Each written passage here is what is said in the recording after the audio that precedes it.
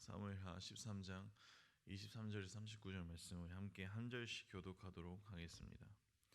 만 2년 후에 에브라임 곁 바알 하솔에서 압살롬이 양털 깎는 일이 있음에 압살롬이 왕의 모든 아들을 청하고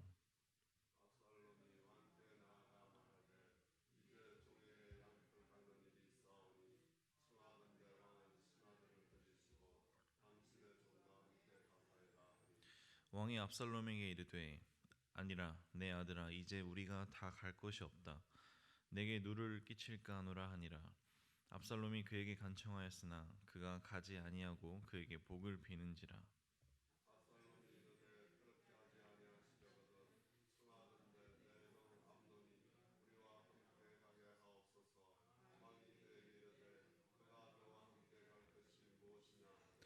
압살롬이 간청하매 왕이 암논과 왕의 모든 아들을 그와 함께 그에게 보내니라.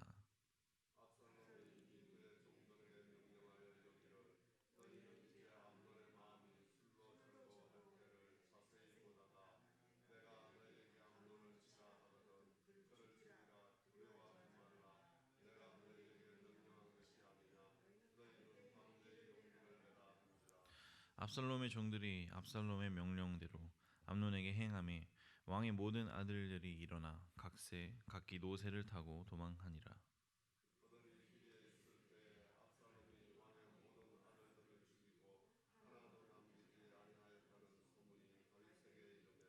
왕이 곧 일어나서 자기의 옷을 찢고 땅에 드러눕고 그의 신하들도 다 옷을 찢고 모셔 선지라.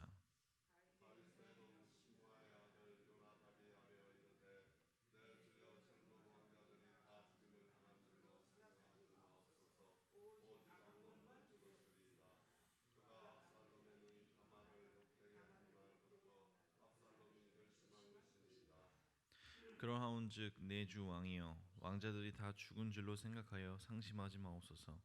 오직 암논만 죽었으리이다 아니라.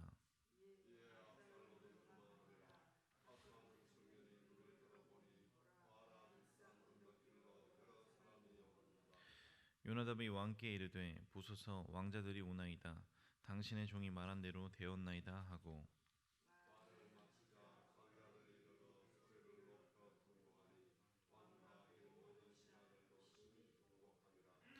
압살롬은 도망하여 그슬 왕 암미홀의 아들 달메에게 갔고 다윗은 날마다 그의 아들로 말미암아 슬퍼하니라.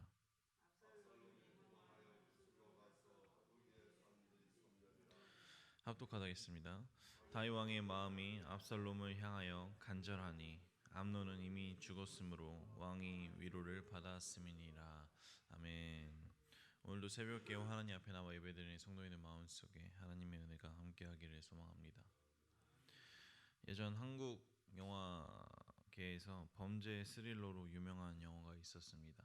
그 악마를 보았다라는 영화인데 이 영화에 출연한 최민식 배우와 이병헌 배우를 좋아해서 별 생각 없이 봤다가 그 두 배우의 연기력과 그리고 그 영화 내용에 좀 충격을 받았던 기억이 좀 있습니다. 이 악마를 보았다라는 영화의 줄거리를 살짝 나누자면 사이코패스를 응징하는 주인공의 이야기를 담고 있는데 이 사이코패스 연쇄 살인마가 주인공의 약혼녀를 잔인하게 살해를 합니다. 주인공은 살인마가 자신의 약혼녀를 잔인하게 살인한 것을 알게 되고 복수심에 불탄 주인공은 그 살인마를 찾아내어서 자신의 약혼녀가 받았던 고통을 똑같이 주기 위해서 그 살인마를 찾아가 죽이지 않고 죽지 않을 만큼만의 고통을 주는 것을 계속해서 반복합니다. 주인공은 자신의 복수심을 해소하기 위해서 살인마를 찾아가서 온갖 고문과 고통을 줍니다. 그러나 영화를 보면서 살인마보다 더 잔인한 모습을 보여주는 주인공을 보면서 그리고 끝내 주인공의 얼굴에 웃음을 보지 못하는 모습을 보면서 참 많은 생각이 들었습니다. 이렇게 성경에서도 이 복수심과 그리고 분노에 대해서 다루는 이야기들이 참 많습니다. 함께 나눈 본문은 지난 말씀에서의 다윗의 첫 번째 아들 암논의 성범죄 이후에 찾아온 다윗 가문에 일어난 두 번째 재난입니다.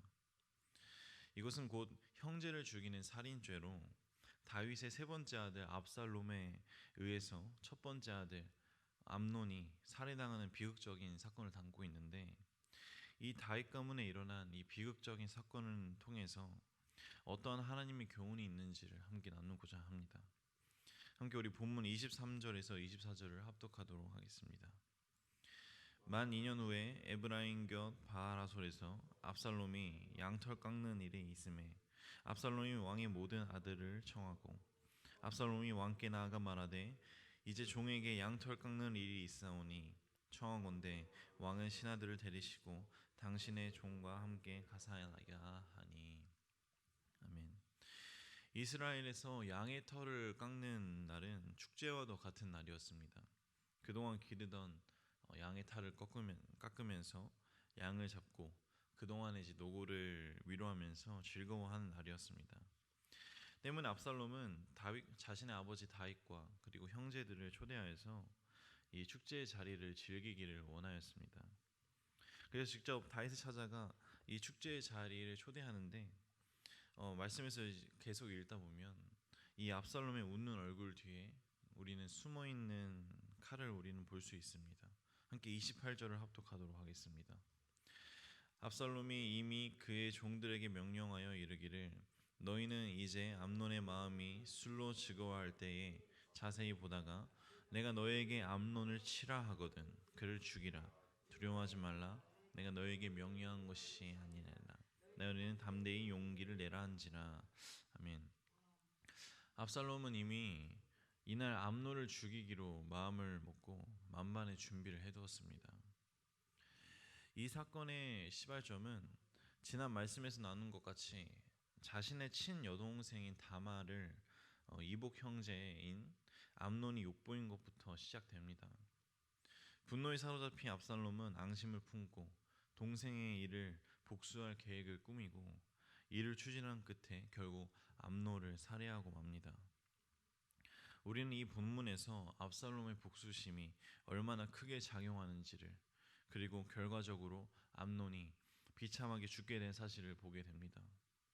즉 압살롬은 자기 누이 동생 다말이 암논을 통해서 삶이 망가진 이후부터 하루도 빠짐없이 암논을 죽여야겠다는 무서운 복수심의 노예가 된 것을 알 수 있습니다.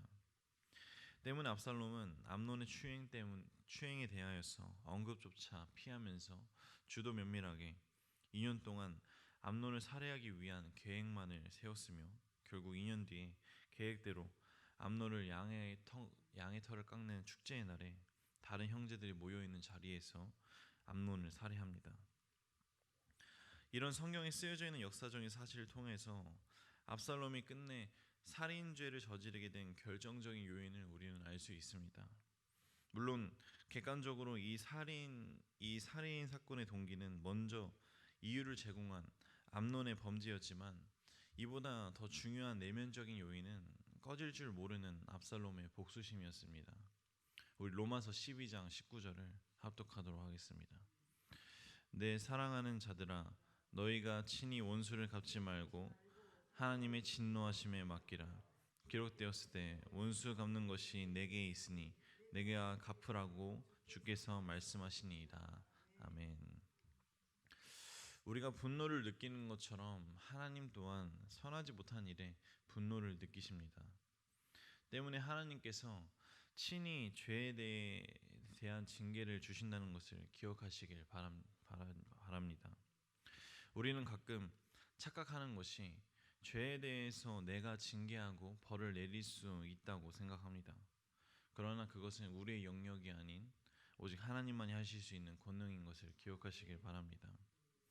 압살롬은 선하게 심판을 오로지 하나님께 맡기지 않으냐했고, 나라의 법에 맡기는 마음 또한 없었으며 오직 자신의 손으로 직접 암논을 심판하려는 복수심에만 사로잡혀 있었습니다.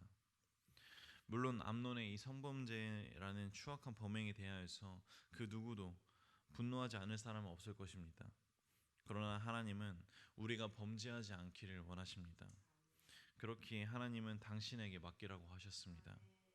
그러나 압살롬은 그 복수심을 하나님께 맡기지 아니하였고 세월이 지나갈수록 그 복수심은 누그러지지 않았고 점점 더 커져서 결국 사람을 죽이는 파괴적인 분노로 변질되었습니다. 분노는 불과 같습니다. 불을 꺼트리지 않으면 주변을 삼키면서 점점 더 큰 불이 되는 것처럼 분노 또한 꺼트리지 아니하면 점점 더 큰 분노로 주변을 삼키며 이어져 갑니다. 때문에 압살롬은 암논을 죽이고 난 뒤에도 그 분노가 꺼지지 않고 계속되어서 결국 아버지 다윗 왕에 대한 불만으로 이어지고 끝내는 아버지를 반역하는 난을 일으키고 맙니다. 정리하겠습니다. 사람이 정당한 분노를 가질 수 있습니다. 그러나 그 분노가 계속해서 이어진다면 결국 큰 죄악에 이르게 된다는 것을 우리는 말씀을 통해 알 수 있습니다. 압살롬은 분노를 끄트리지 않아서 살인죄를 저지르고 끝내 아버지를 반역하는 반역죄까지 저지르게 됩니다. 그보다 무엇보다 자신의 분노를 참지 못하여서 자신의 복된 인생을 가장 먼저 파멸시킵니다.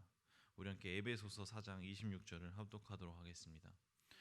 분을 내어도 죄를 짓지 말며 해가 지도록 분을 품지 말고. 아멘. 오늘 말씀을 통해서 우리는 이 비극적인 역사를 거울 삼아서 분노를 품게 될지라도 그 분을 해가 질 때까지, 지기 전까지 품지 말아야 한다는 말씀과 또 모든 원수를 갚는 일은 하나님께 맡겨야 한다는 말씀을 우리는 깨달아 나아갑니다. 한 주간 살아가면서 늘 기쁨과 평안이 가득하길 소망합니다. 그러나 혹여나 마음속에 안 좋은 마음이 들지라도 그것을 혼자 해결하지 않고 모두 하나님께 아뢰어서 주님께서 주시는 힘으로 해결해 나아가는 지혜로운 우리 생명나무 교회 성도님들 되기를 소망합니다. 그때 하나님께서 기쁜 마음으로 우리를 도와주실 것이고 우리에게 다시금 기쁨과 그리고 평안을 허락해 주실 것을 믿음으로 나아가기를 소망합니다. 기도하겠습니다. 언제나 나를 선한 길로 인도해 주신 하나님, 하루하루 늘 감사합니다. 그러나 오늘 말씀처럼 때때로 나에게 어려운 시험과 고난이 다가옵니다. 그러나 그때 우리가 앞서 고백한 것처럼 내 힘으로 해결하지 아니하고 하나님께 매달려 주님 주시는 지혜로 지혜롭게 해결하길 원합니다. 주님 함께하사 도와주옵시고 언제나 나의 마음의 짐과 죄들을 책임져 주옵소서. 한 주간 살아갈 때 주님과 동행하며 살아가길 소망하며 언제나 주의 백성의 삶에 감사와 기쁨이 넘치길 소망하며 이 모든 말씀 주 예수 그리스도의 이름으로 기도드립니다. 아멘.